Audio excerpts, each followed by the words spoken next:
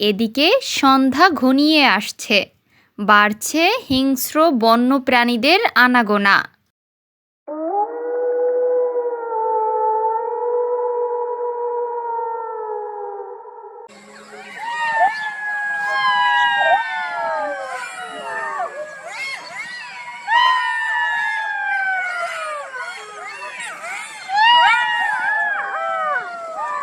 সে অনেককাল আগের কথা।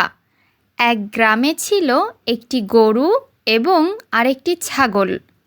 একদিন ছাগল গরুকে বলতে লাগলো, ষাঁড় ভাই, ও ষাঁড় ভাই, তোমাকে কতদিন যাবৎ মিনতি করতেছি আমাকে নদীর ওপারে ঘাস খেতে নিয়ে যাওয়ার জন্য।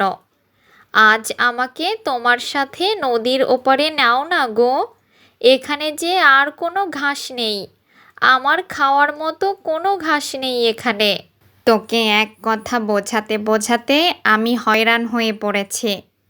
তোকে আর কত বলবো, এই নদী খুব গভীর, তুই সাঁতরিয়ে ওপারে যেতে পারবি না। না, মানে বলছিলাম যদি তোমার পিঠে করে নদীর ওপারে নিয়ে যেতে আর কি। আমি তো সাঁতার কাটতে অক্ষম। এত করে যখন বলছিস, ঠিক আছে, তবে আমি কিন্তু তোকে আজই নিয়ে যাব। ঠিক আছে ষাঁড় ভাই, আমাকে শুধু আজ নিলেই হবে। তারপর ছাগল গরুর পিঠে চড়ে নদীর ওপার যাওয়ার জন্য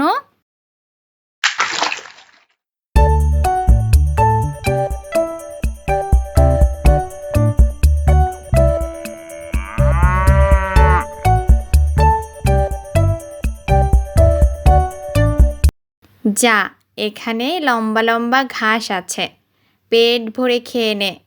তবে শোন, পেটের 3 কোণা ভরে খাবি, আর 1 কোণা খালি রাখিস পানি খাওয়ার জন্য। আচ্ছা ঠিক আছে, আমি পেটের 3 কোণার বেশি খাবো না। বাড়ির পাশে ছোট ছোট শক্ত দূর্বা ঘাস খেয়ে মুখটা একেবারে নষ্ট করে ফেলেছি। ইস, এখানে কত কচি কচি নরম ঘাস।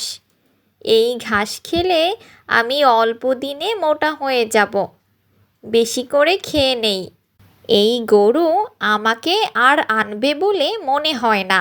তারপর ছাগল আর গরু দুজনেই ঘাস খাওয়া শুরু করে।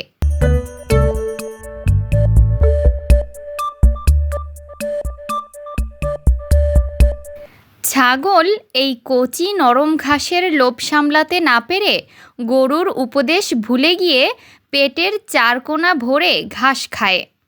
কে রে ছাগল, তোর কি ঘাস খাওয়া শেষ হয়েছে? চল আয়, সন্ধ্যা ঘনিয়ে আসছে, শিগগিরই বাড়িতে যেতে হবে।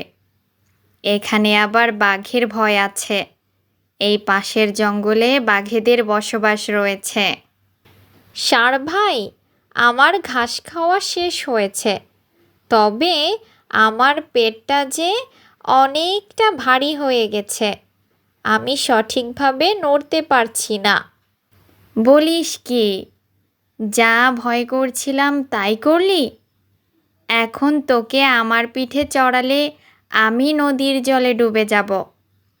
এদিকে সন্ধ্যা হয়ে যাচ্ছে, আমাকে এখনই বাড়ি ফিরতে হবে।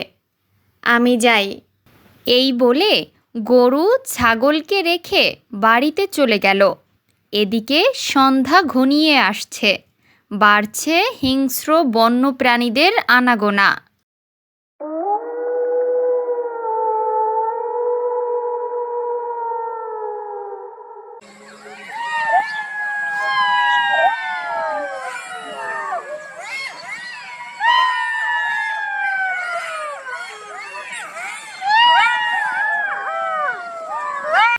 এটা আমি কি করলাম?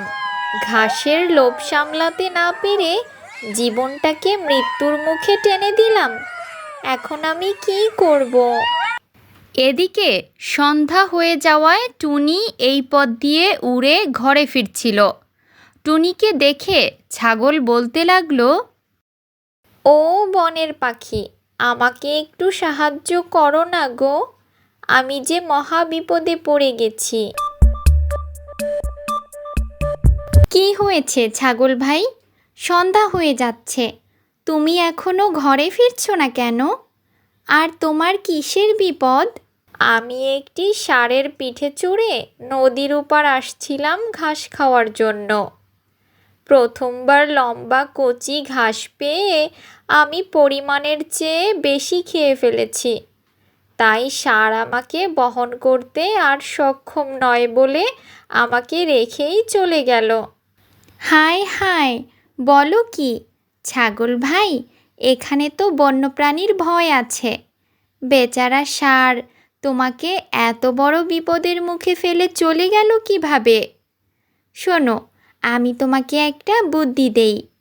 ওখানে গিয়ে দেখো একটা শিয়ালের গুহা আছে, তুমি আজ রাতটা ওখানেই থাকো।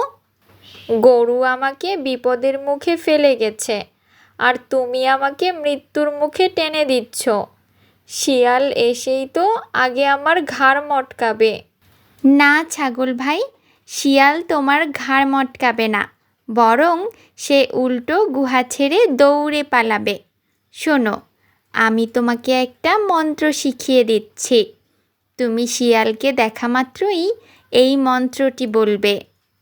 তারপর টুনি ছাগলকে মন্ত্র শিখিয়ে এখান থেকে চলে যায়।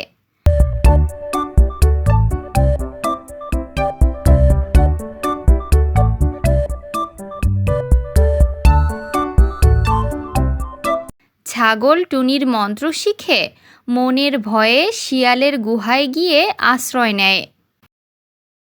কিছুক্ষণ পর শিয়াল তার গুহায় এসে গুহার ভিতর ছাগলের আনাগোনা শুনতে পেয়ে বলে, আমার গুহায় কে রে? কথা বলছিস না কেন? কে তুই? শিয়ালের ডাক শুনে ছাগল টুনির শেখানো মন্ত্র বলতে থাকে। গুনগুন দাড়ি নড়ে, দু চোখে বিজলি মারে, সিঙ্গার মামা আমি নরবালি দাস, 700 বাঘ আমার পানির পিপাস। ওরে বাপ রে, 700 বাঘ নাকি পানির পিপাস? আমি শিয়ালকে পেলে তো আর আস্তই রাখবে না। আমি পলাই, বেঁচে থাকলে আরেকটি গুহা বানিয়ে নিবনে। আমি পলাই। শিয়াল চলে যাওয়ার পর গুহাটি চিরদিনের জন্য ছাগলের হয়ে যায়। তারপর ছাগল দিনের বেলায় এই জঙ্গলে ঘাস খায়, আর রাত হলে এই গুহাতে এসে রাত্রি যাপন করে। বন্ধুরা, গল্পটি ভালো লাগলে একটি লাইক দিয়ে দিও।